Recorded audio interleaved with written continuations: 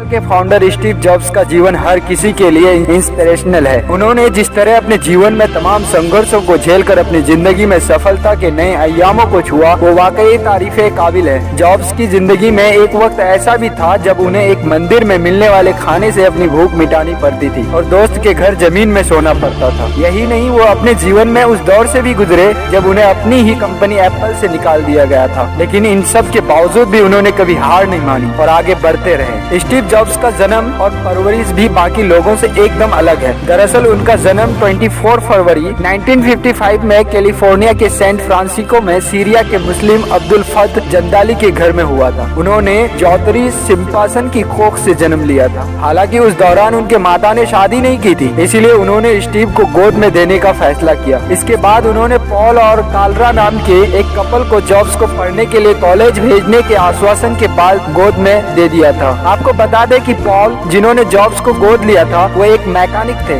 जबकि उनकी मां कालरा अकाउंटेंट थी, जिन्होंने बाद में एक गैरेज खोल लिया था। वहीं जॉब्स को दिलचस्पी भी शुरू से ही इलेक्ट्रॉनिक्स में थी, इसलिए वह गैरेज में रखे इलेक्ट्रॉनिक के सामान से छेड़छाड़ करते और हमेशा कुछ नया जानने की कोशिश में लगे रहते थे। इस तरह बचपन में ही जॉब्स ने अपने पिता की मदद से इलेक्ट्रॉनिक्स का काफी काम सीख लिया था। वहीं जॉब्स बचपन से ही एक्सेप्शनल टैलेंट वाले एक इंटेलिजेंट माइंड के छात्र थे। हालांकि उन्हें स्कूल जाने से अच्छा घर पर बैठकर किताबें पढ़ना ही लगता था। स्टीव जॉब्स के माता पिता ने किसी तरह उनकी हाई स्कूल तक तो पढ़ाई का खर्चा उठा लिया, लेकिन इसके बाद जब स्टीव जॉब्स का एडमिशन आर्गेन के रीड कॉलेज में हुआ तो यह इतना महंगा था कि स्टीव के माता पिता की पूरी जमा पूंजी इस कॉलेज की फीस में ही खर्चा होने लगी। इसीलिए पहले सेमेस्टर के बाद ही पैसे की कमी की वजह से स्टीव जॉब्स ने अपना कॉलेज छोड़ने का फैसला लिया। हालांकि कॉलेज छोड़ने के बाद भी वो कैलीग्राफी की क्लास जरूर अटेंड करते थे। कैलीग्राफी अक्षरों को क्रिएटिव और अच्छे तरीके से लिखने की कला होती है। इस दौरान स्टीव जॉब्स का दोस्ती वोजनियाक से हुई, जिसे भी इनकी तरह ही इलेक्ट्रॉनिक्स और कंप्यूटर में दिलचस्पी थी। स्टीव जॉब्स को अपने जीवन की शुरुआती दिनों में आर्थिक तंगी की वजह से काफी बुरे दौर से गुजरना पड़ा था। स्टीव जॉब्स के पास इतने भी पैसे नहीं थे कि वह अपने पेट की भूख मिटा सके। कोक की बोतल बेचकर किसी तरह अपना गुजारा करते थे और हर संडे कृष्ण मंदिर इसलिए जाते थे क्योंकि वहाँ फ्री में भरपेट खाना मिलता था। यही नहीं, स्टीव जॉब्स ने कई रातें अपने दोस्त के कमरे में फर्श में सोकर गुजारी थी। हालांकि स्टीव जॉब्स के अंदर स्ट्रॉन्ग विल पावर और टैलेंट की कोई कमी नहीं थी। इसी की चलते उन्हें 1972 में एक वीडियो गेम बनाने वाली डेवलपिंग कंपनी में काम करने का मौका मिल गया, लेकिन स्टीव जॉब्स इस जॉब से संतुष्ट नहीं थे और फिर उन्होंने ये नौकरी छोड़ने का फैसला लिया। वहीं इस नौकरी से जो भी पैसे बचाए उससे वे भारत घूमने के लिए आ गए। दरअसल स्टीव को भारतीय संस्कृति काफी प्रभावित करती रही है और वे यहाँ आकर अत्यधिक ज्ञान प्राप्त करना चाहते थे।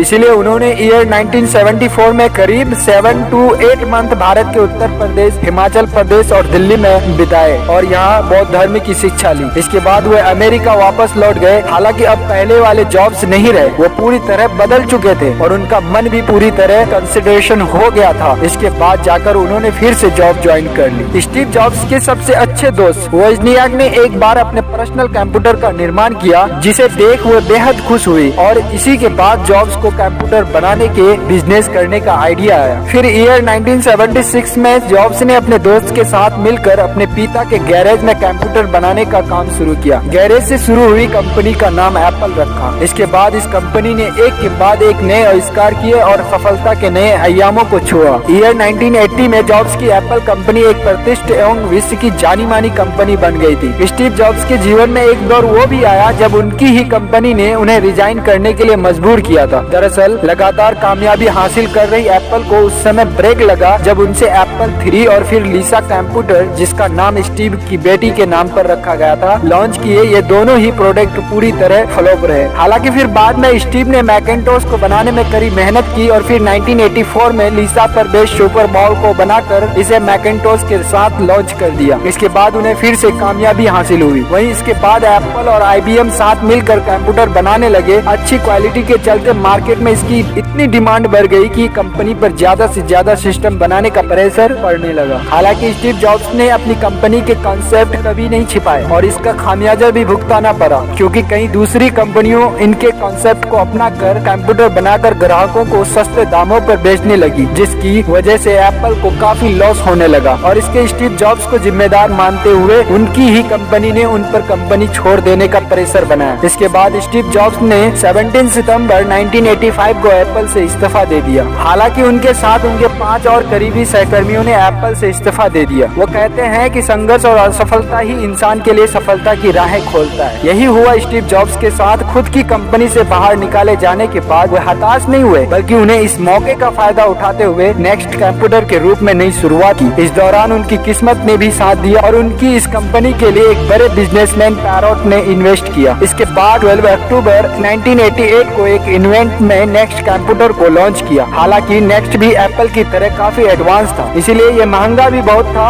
जिसके चलते नेक्स्ट को काफी नुकसान पड़ा। इसके बाद स्टीव जॉब्स को ये एहसास हो गया और उन्होंने नेक्स्ट कंप्यूटर कंपनी को एक सॉफ्टवेयर कंपनी बना दिया। इसमें भी उन्होंने काफी सफलता हासिल की। ईयर 1986 में स्टीव जॉब्स ने एक ग्राफिक कंपनी पिक्चर मूवी खरीदी और डिज्नी के साथ पार्टनरशिप कर ली। इसके बाद स्टीव सफलता की सीढ़ी चढ़ते गए और कभी अपनी जिंदगी में पीछे मुड़कर नहीं देखा। इसके बाद एप्पल ने 1996 में नेक्स्ट कंपनी खरीदने के लिए स्टीव से बात की और ये डील $427 मिलियन में फाइनल हुई। इस बार स्टीव जॉब्स ने सीईओ के रूप में एप्पल कंपनी में वापसी की, लेकिन इस दौरान एप्पल कठिन दौर से गुजर रही थी। इसके बाद स्टीव की मार्गदर्शन में कंपनी ने एप्पल आईपॉड म्यूजिक प्लेयर और आईट्यून्स लॉन्च किए। इसके बाद 2007 में एप्पल ने अपना पहला मोबाइल फोन लॉन्च कर मोबाइल की दुनिया में क्रांति लाई। वहीं इसके बाद एक नए प्रोडक्ट लॉन्च कर एप्पल लगातार सफलता के नए पायदानों को छू रहा है। स्टीव जॉब्स को ईयर 1978 में अपने लव पार्टनर क्रिस्टियन बर्नन से एक बेटी लिसा बर्नन पैदा हुई। इसके बाद उन्होंने ईयर 1991 में लॉरेन पावेल से शादी कर ली। दोनों को रीड, एरिन और ईवा नाम की 3 बच्चे पैदा हुए। एप्पल कंपनी के फाउंडर स्टीव जॉब्स को उनके जीवन में तमाम पुरस्कारों से नवाजा जा चुका है, जिनमें से कुछ इस प्रकार है। अमेरिका के राष्ट्रपति के द्वारा स्टीव जॉब्स को नेशनल मेडल ऑफ टेक्नोलॉजी से नवाजा गया था। स्टीव जॉब्स को कैलिफोर्निया हॉल ऑफ फेम से सम्मानित किया गया था। स्टीव जॉब्स की उनकी प्रतिष्ठित कंपनी एप्पल के लिए ईयर 1982 में मशीन ऑफ द ईयर पुरस्कार से सम्मानित किया गया था। दुनिया की सबसे बड़ी कंपनी एप्पल के फाउंडर स्टीव जॉब्स को अपनी जिंदगी के आखिरी समय में पेनक्रिएटिव कैंसर जैसी बीमारी से जूझना पड़ा था। कई साल तक इस बीमारी से लड़ने के बाद उन्होंने 2 अक्टूबर 2011 में कैलिफोर्निया के पालो आल्टो में अपनी अंतिम सांस ली और इस दुनिया को अलविदा कहकर चले गए। वहीं अपनी मौत से पहले स्टीव जॉब्स ने 24 अगस्त 2011 में टीम कुक को एप्पल के नए सीईओ बनाने की घोषणा की थी। वहीं आज स्टीव जॉब्स हमारे बीच जरूर नहीं है, लेकिन एप्पल जैसी प्रतिष्ठित कंपनी की नींव रखने के लिए उनको हमेशा याद किया जाएगा।